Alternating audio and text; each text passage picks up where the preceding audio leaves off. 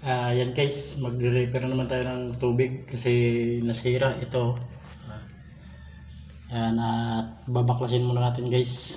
Ayan, let's go. So ayan mga katami, hindi natin mabuksan kasi wala tayong katala, wala rin tayong vice grip.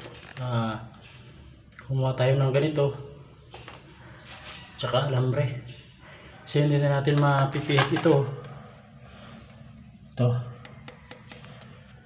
Kaya gagawa naman tayo ng paraan mga katami. Tetestingin natin kung kaya.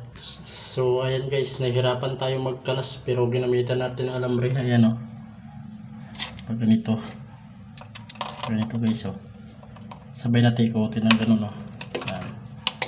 Ito guys o, ayan.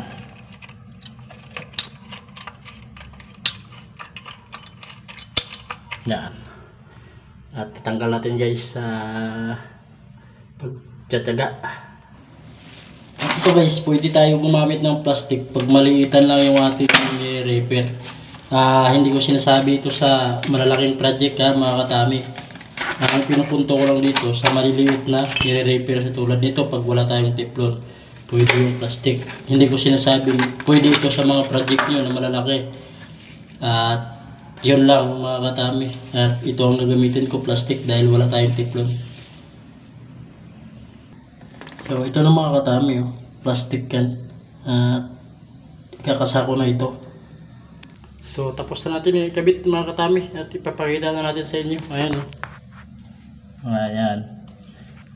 Plastic ang ginamit natin yan. Pero sa mga katami ko dyan, hindi ko sinasabi na ito rin ang gagamitin nyo. Base lang ito sa aking experience at sana kapagbigay tayo ng experience sa mga katami natin dyan.